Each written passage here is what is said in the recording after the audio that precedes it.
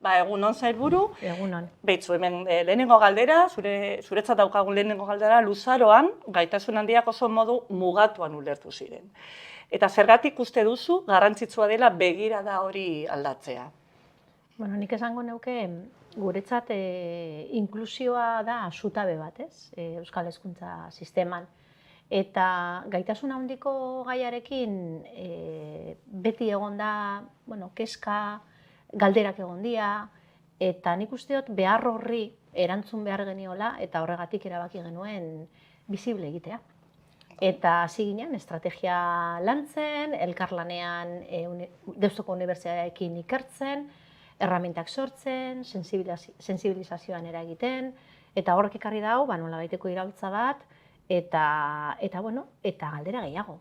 Ze hortan datza azken finean. Eta emaitza politak ere entzun ditugolako gaur goizean.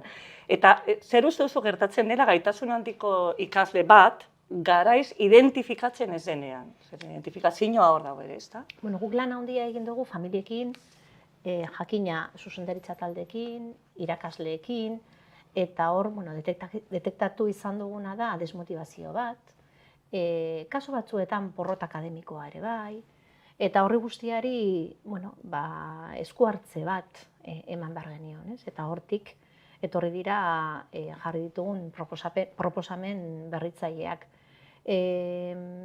Zer ikusi dugu edo zer ikusten ari gara gehiago ikertu behar dugula eta ezagutza berria sortu egin behar dugula. Baina identifikazioan nik uste dut asmatzen ari garela, eta goiztiarra izateak ekartzen duen ondorioa da lehenago eta hobeto erantzun aldiogula pedagogikoki ume horri edo kasu batzuetan nerabeari, ze momentu ezberdinetan egiten da detekzioa. Lorperik eta handiena da, lortu dugula betaurreko hauek jartzea irakasle gehiengoari. Eta hor, momentu klabe batzuetan lan bat egiten da, baina sensibilizazioan ikustot edatu dela Euskal Hezkuntza sistema osoan.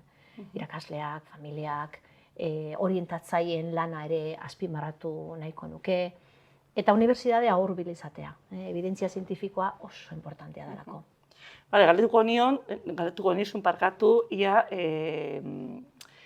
zein den irakaskuntza begirada egoki batek edo zenbateraino alda dezakela ikasle baten ibilbidea.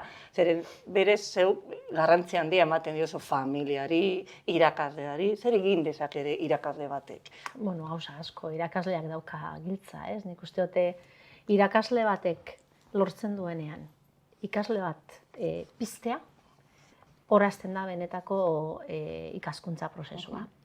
Eta hemen ikusi duguna da, aniztasun handia daukagula baita adimen gaitasun handiko ikasleen artean. Orduan, hemen sortu da espazio bat elkartrukerako, transferentzia egiteko, praktika batzuetatik beste batzuetara, ikerlariak gelara etortzeko, orduan estrategia berriak dauzkago mahai gainean, eta hori itzultzen da formazio berrietan. Orduan, ari gara ezagutzaren zabalkundea egiten, ez?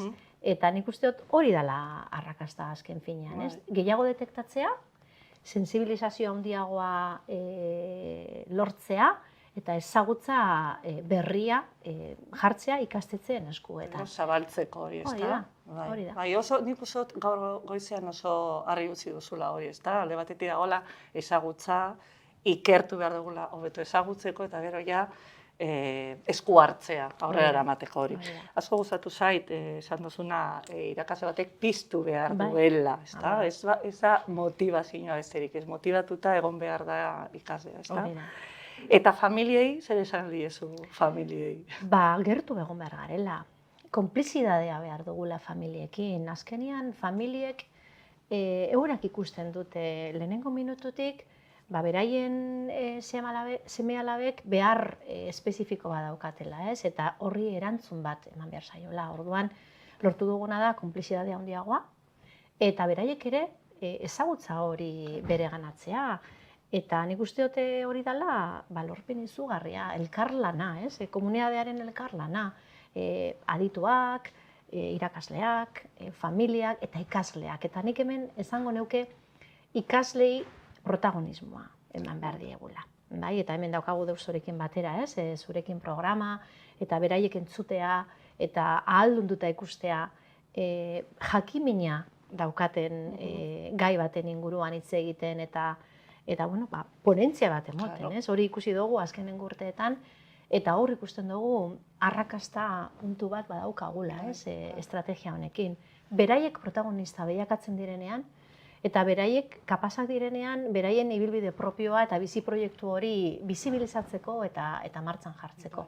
Hori da gure misiorik eta importanteena hezkuntzan. Zurekin nator, gaur entzun egin dugu Rena Zubotnik, ezta, doktorea, hitz egiten aukerak eman behar ditugula ikaslei, ezta, beraiek ere protagonismo hori erakusteko.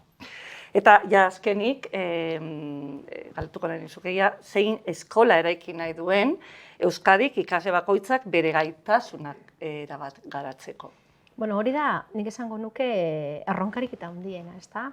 Beti esaten dugu inor atzean ez uztea, inor atzean ez uste horretan badauzkagu ikasle tipologia ezberdinak, motivazio anitzak, eta hori guztiei erantzutea da gure erronkarik eta handiena, eta hortan nik uste dut buru belarri gabiltzala, gehiago asmatzen dugu, gutxiago asmatzen dugu, baina lortzen badugu hezkuntza komunitatearen kolaborazioa, danok bat egitea, eta irakasleak eurak izatea horren lidergak, ze lidergo pedagogikoa irakasleek daukate, bai?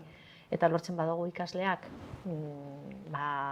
eszenatokian jartzea, nik uste dut horrazten dela hezkuntza arrakasta, ez? Eta ikasle danak, ikasle aniztasun horri erantzutea, hori da gure egitekoa. Talentu hori azken finean garatzeko, ezta? Hori da. Eskerrik asko sailburu eta ia ikusten garen berriro bigarren edizio batean. Fijo baietz. Eskerrik asko. Oso ondo.